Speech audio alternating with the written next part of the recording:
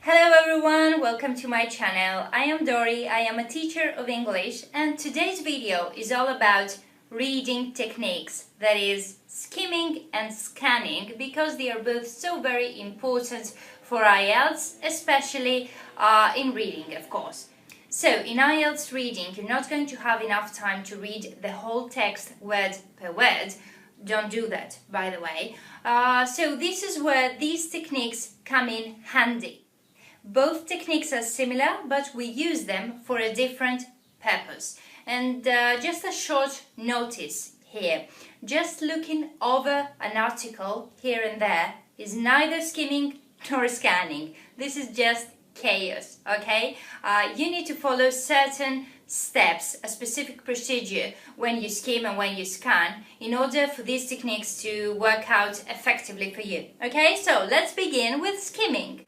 So when we first encounter the reading passage, the first technique we should use is skimming. With skimming, our main goal is to get the gist of the text, an overview of its content, a general idea, the main ideas of the text, okay? So, how do we achieve that?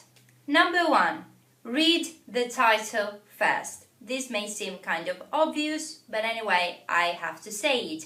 Read the title, because the title is the first information you get about the content of the text.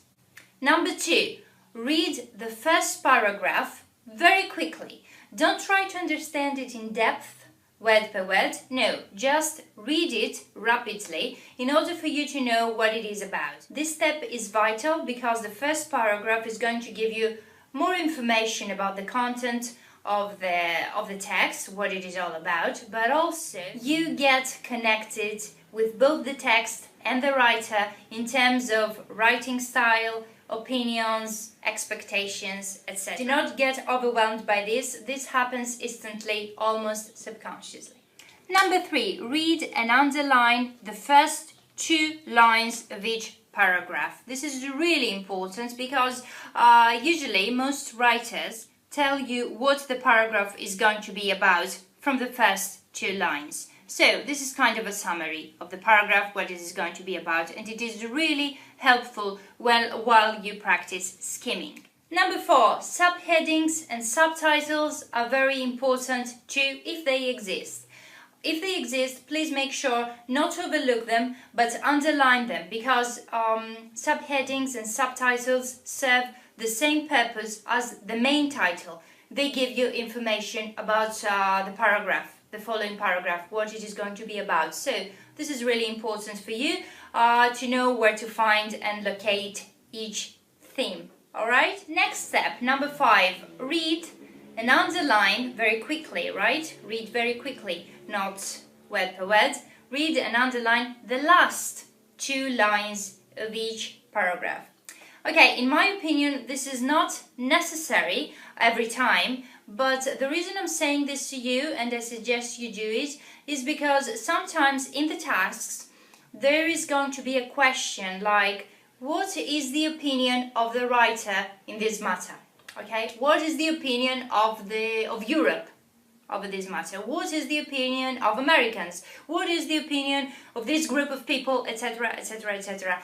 Sometimes in the tasks they ask you about opinions. So usually, not always, but usually you're going to find out about these opinions in the concluding lines of each paragraph, the last 2 lines or so, okay? So it will be very helpful while you skim if you see something like that as an opinion or a conclusion over a subject, to underline the last 2 lines as well, alright? But even while you skim, you don't do that, and you see a question in the tasks asking you about an opinion or anything like that, you know more or less where to locate it, usually at the end of a paragraph or in the conclusion. Always justify your answers though, just to make sure, right? Number 6, step number 6, read very quickly, again, not in depth, not word per word in order to understand it, but very rapidly, the last paragraph of the whole passage. This is very important because, okay, in the conclusion, you kind of understand what the text is all about in terms of what is the opinion that is the most dominating one, all right? And also, it gives you a sense of the text, the atmosphere of the text, as I like to call it, as a whole. And this really helps you if you're going to answer questions like if the writer is against or for a specific subject. Okay? Now, number 7, the last step. Well, this is not exactly a step. This is something that you should do while you follow the previous steps that I have already mentioned. You should pay attention, for example, while you follow the previous steps, when you catch a glimpse of uncommon words, words that usually fall into the category of terminology, scientific terms, medical terms, etc. You should pay attention to these words, especially if they are capitalized. Okay? These words are very important because the majority of them cannot be paraphrased. So you're going to find them in the tasks, in the questions, as they are in the text. So they can be your guide while you try to find the correct answer. Okay? Also, it will be helpful for you to underline numbers, dates, percents, anything like that. These kind of words and phrases, numbers, for example, are going to be your guide as well. Also, you should underline, if you see them, phrases like the most, the majority, the best, the worst, the least, the minority. These phrases really help you to find answers, to locate answers. They serve as keywords too. Also, places, London, for example. Nationalities, European, American, Greek, English, whatever. Nationalities are important too. Countries, Germany, Italy, whatever. So, while you skim through the text, if you catch a glimpse of these kind of words and phrases, underline them, they will help you very much to locate the answer to a question. Last but not least, repetitions are important too. If you see repetitions of synonyms or the same words, you should try to underline them. For example, I will borrow an example given by one of my viewers here on YouTube who was kind enough to share this with all of you. So I'm going to use this example here. As you can see, this is a paragraph and we see these repetitions here, ecosystem, in between, among other words, okay, in the paragraph. Ecosystem, environment, ecosystem, I'm sorry. These repetitions are really important because probably in the task there is going to be a question on this matter. So you want to underline them. Okay, my pen fell down, it doesn't matter. All in all, these are the steps more or less that you need to follow while you skim through a text. Okay, so if you're careful of paraphrasing too, I think you've got nothing to worry about. So let's move on with scanning. The technique of scanning should be used after you read the questions in the tasks. Okay, when you return to the text, this is where we use scanning. We use scanning when we know what we are looking for. We search for something specific, right? In order for you to understand the meaning of scanning a little bit better, do you remember when you try to find a word in the dictionary? You know what word you're looking for one.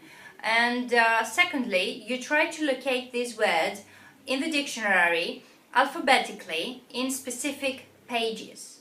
So, this is what scanning is all about in a text.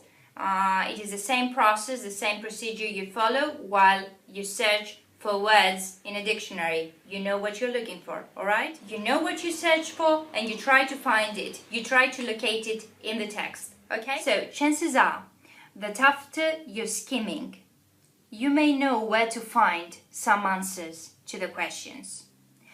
You know where to locate them in the text, more or less, in which paragraph. This happens when you're very good at skimming, and you will be if you practice what I'm suggesting here.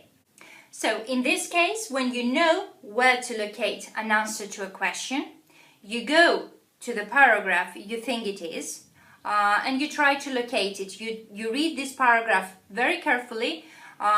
You then find proof and justification for your answer. You go back to the task, you answer, and that's it. But what happens if you don't know where to find the answer in the text? In this case, if you don't remember where it could possibly be, in which paragraph, you have to scan the whole text. The whole text and not just a paragraph until you find your answer, okay? So, in this case, you should never ever forget what you're looking for. Do not forget it. Do not get carried away and read the whole thing all over again, alright? Just remember what you're searching for, just like you do in a dictionary. Number 2, keep in mind what it is that you're looking for. Are you looking for a date? In this case, you must search for numbers, scan for numbers. Are you looking for a number? Are you looking for a percent, for example? So you have to train yourself and scan with the help of your previous underlining to locate the number. If it is an opinion that you're looking for, an opinion of the writer or of a group of people, then it should probably be at the end of each paragraph or in the conclusion. So you more or less scan the text with the help of your previous underlining in order to locate your answer. Do you need to find an issue of nationality or a scientific term, a scientific argument? Your underlining, your previous underlining through skimming will be your guide to help you. So, as you can tell, your previous skimming will help you, will guide you through the whole text, through your scanning, and you will be able to locate the answer. Again, do not read the whole thing again, just move your eyes through your underlining, right? So, last step, when you locate your answer, at least where you think it might be, then you read this piece of information, you read the whole paragraph, you read the whole sentence very carefully, in depth, until you understand it and until you find proof and justification for your answer and you're sure it is correct. Only then do you read very, very carefully, okay, when you know where the answer is, in order to find proof for that. If you're doubtful and you're not happy with what you found, please continue searching, okay? Do not answer questions being in doubt. Do that only when you're running out of time. You do not want to leave questions unanswered, right? But always make sure that this is the correct answer. Find justification for it, okay? Underline it and then go to your task and answer the question. Well, as you can tell, the more you practice skimming and scanning, the quicker you will become, and you will have time to focus on your questions and your answers. So that's all you need to know about skimming and scanning. I hope I helped you a little bit. If you practice enough in this way, you won't need to read the whole text again in reading, and of course the limited time of the reading section won't be an issue for you anymore. Okay, if you have any questions or comments, please do leave them down below in the comment section. Follow me on Facebook, Twitter and Google+. I have added the links in the description box. Thank you very much for watching and good luck with the exam.